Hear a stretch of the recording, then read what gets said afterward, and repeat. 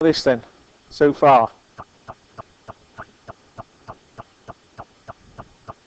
Going to find the current. We must need to find. I'd like to qualify that a bit more, Christian.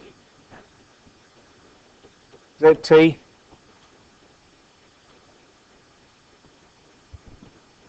is equal to RP plus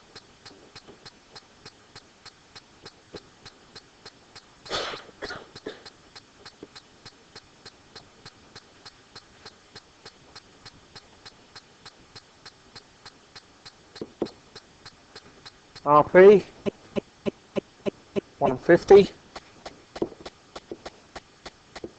plus XP 632J plus 13800.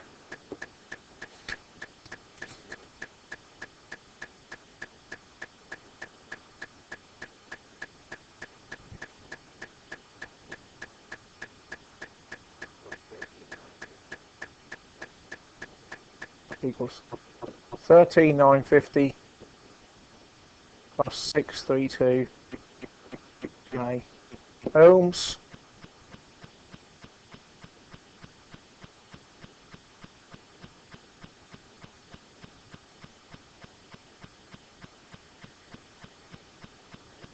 Convert to polar equals 13964 ohms angle 2.6 then. Yeah.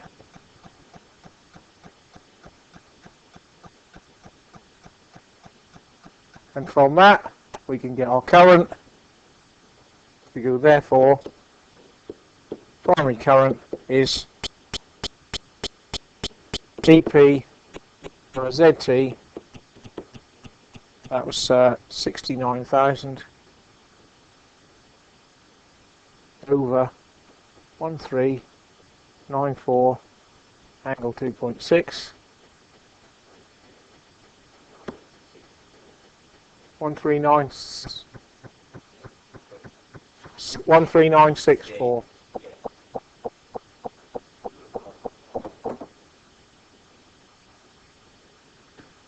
Angle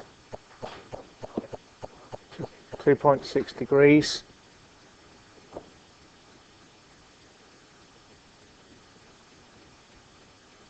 (13964) angle 2.6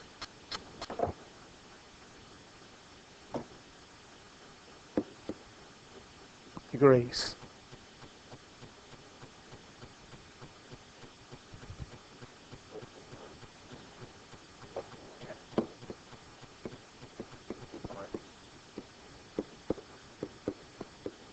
Is that what we would expect, a negative angle? Current lagging the voltage? Yes.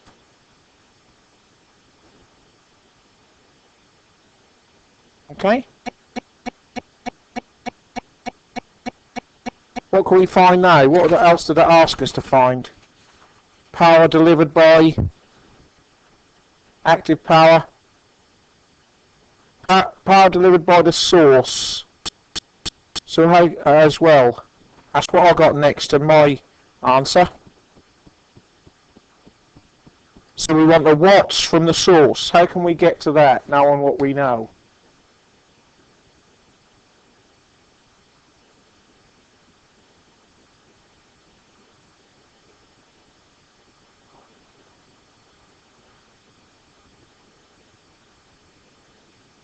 Can we find SG? Yeah, that's going to be IP times EP.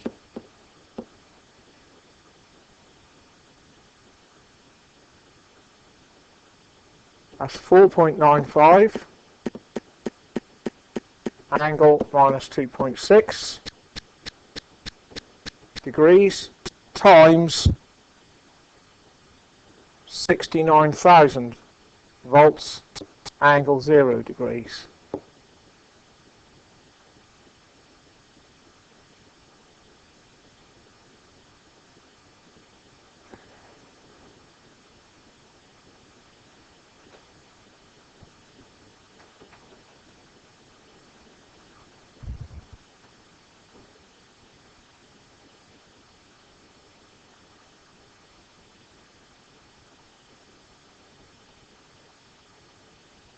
we got?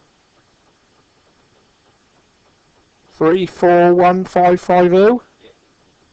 341550 units. VA angle minus 2.6.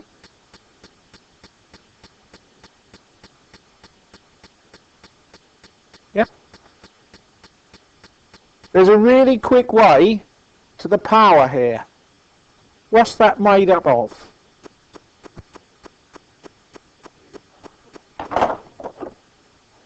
Yeah, here's S that we've got there. That's made up of P, which we're looking for, and Q up there. How can we quickly get those P and Q values from that? Yeah. Convert to rectangular.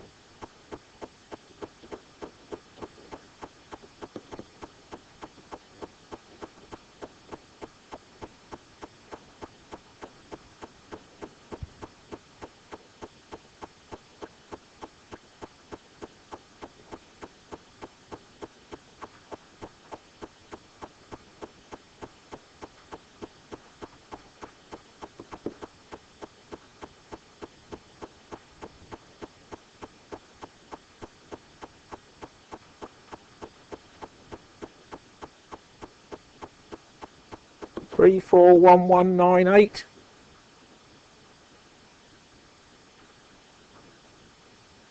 Minus 15494 J. With that bit in the power delivered by the generator in watts, and this bit the reactive power issued by the generator in VAR. So you could use trigonometry in an exam question. It won't matter which method you use, you come up with the answer. Because there's knowledge in knowing that if you turn a S into a rectangular method, that's made up of a real part of power in watts and an imaginary part reactive power in VAR. Okay, so either method, you could have used this 2.6 angle in there to find either P or Q as well. Yeah, it is. And I think you're probably getting a better result from doing it that way. Yeah. Alright?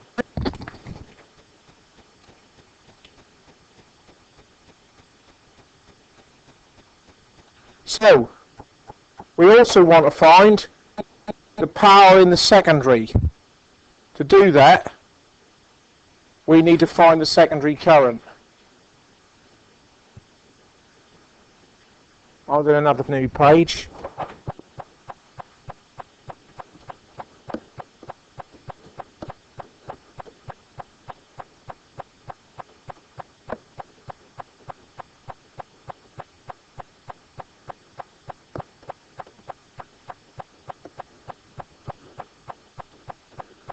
Delivered to the load.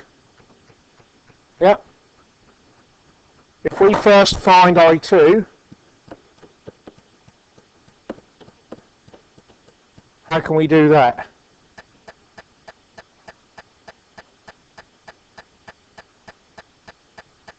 What's I2 equal to that we know? Or what?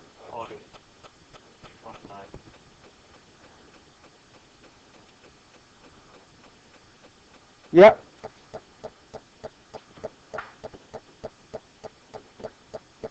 I times IP, which is 16.6 times primary current 4.95 angle minus 2.6 degrees.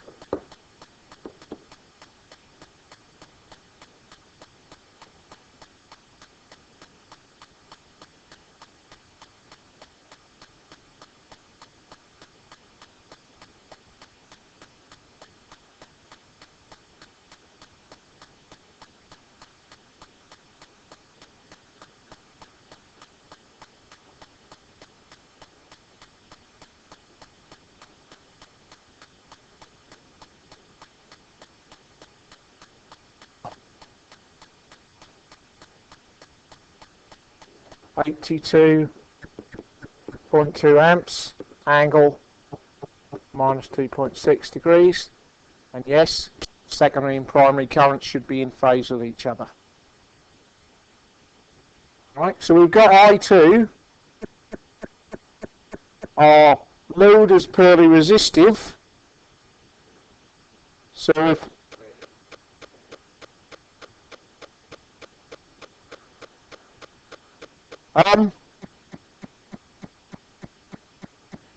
squaring a complex current is probably not the best way to go. Yeah. If we find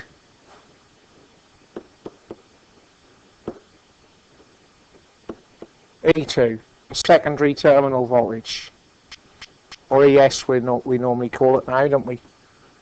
E secondary. That's equal to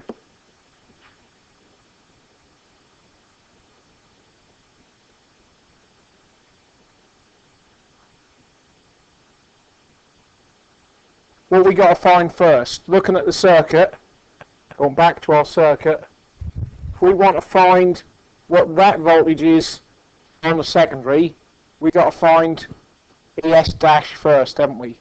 We've got to use the current in the primary to find the voltage across ZL dash.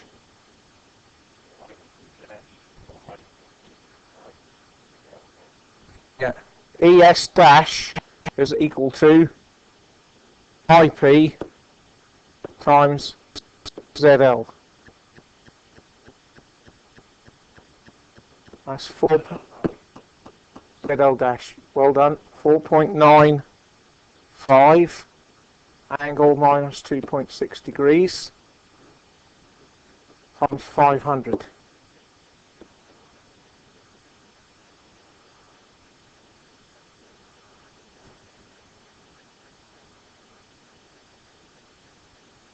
No, ZL dash isn't 500. ZL dash is 13778. Is it not? We used 13800, did we? I have got slightly different figures, so I aren't worried about that. We're just rounding differently. I want to use what we've used on this board. 13800.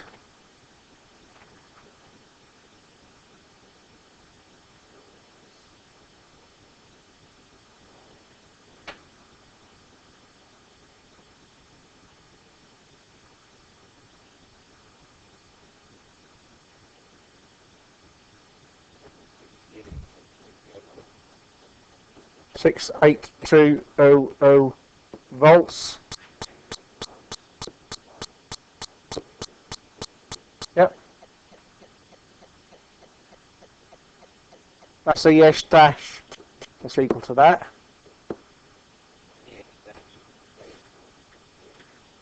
Yeah, so therefore ES is equal to ES dash over A.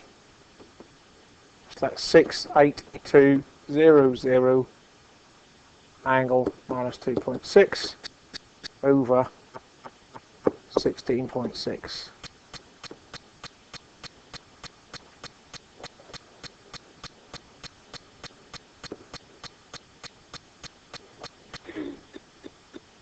$4,108 volts angle minus 2.6. Again, the voltage and the primary voltage, secondary voltage must be in phase with each other. Yeah.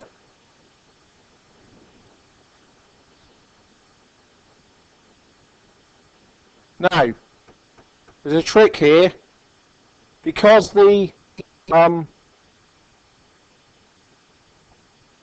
we want power, right? Because the load is purely resistive, the current and voltage are still gonna be in phase with each other. So effectively, we can ignore the angles and just do ES times IS. Because the angles are the same, they're in phase, so S is going to be equal to P. Do you get that? Yeah? So I put a statement there, because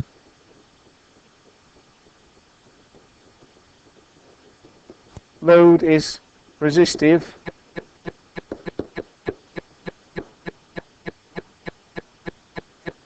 S2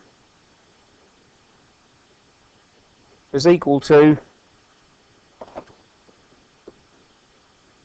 P2. Current and volts in phase. Therefore, P2 is equal to the magnitude of I2 times the magnitude of E secondary. We can ignore the angles.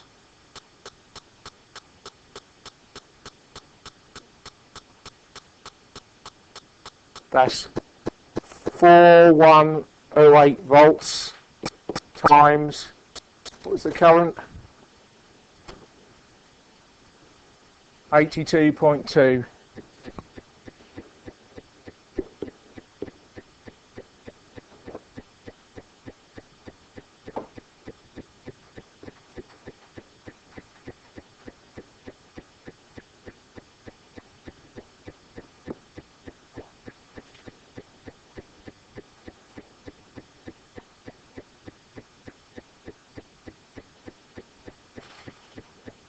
Three, 677 watts is what I got. Yep. Or 338 kilowatts. Lastly, therefore, efficiency is equal to P out over P in. Power delivered by the generator was P out is 338 kilowatts, sorry. And power delivered by the generator was on the previous page, into 341.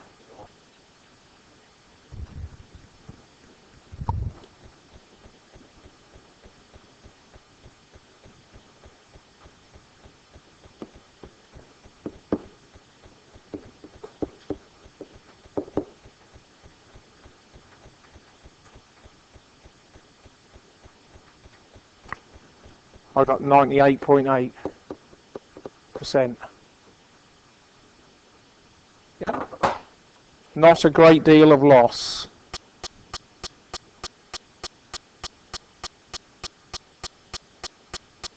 Okay. And how well are we loaded? We're talking about 338 kilowatts, and that's equal to S. So that's 338 kVA, and the original spec of that transformer was 500 kVA.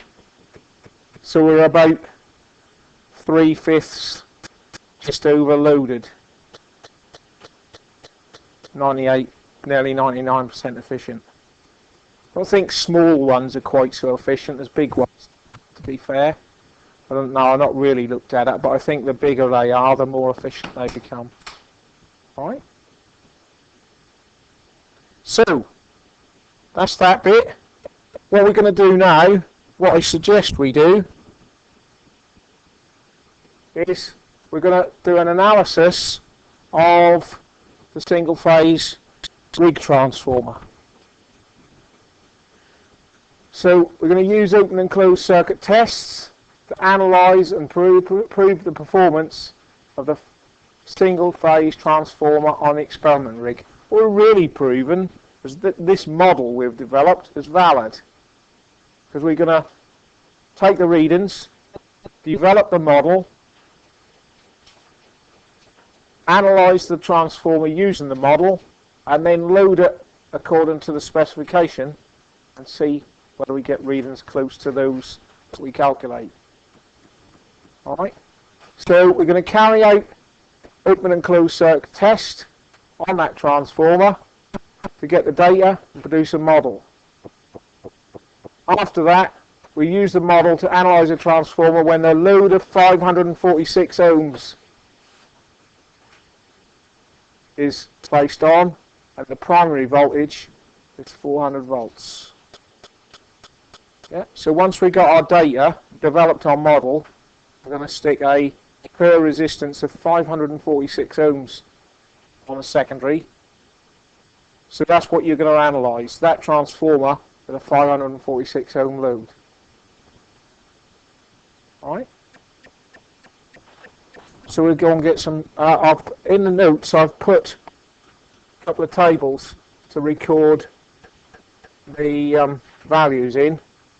So we're going to do an open circuit test first and record the primary power, primary voltage, primary current and the secondary voltage. And then we'll do a short circuit test to get primary voltage, primary current, power in watts. Yeah. And I got it from last time. I used about 40 volts on a short circuit test on a primary, so we'll stick to that and we should be okay. Won't burn anything out. Don't need to have it on very long anyway. Alright. Perhaps we'll make a start on the model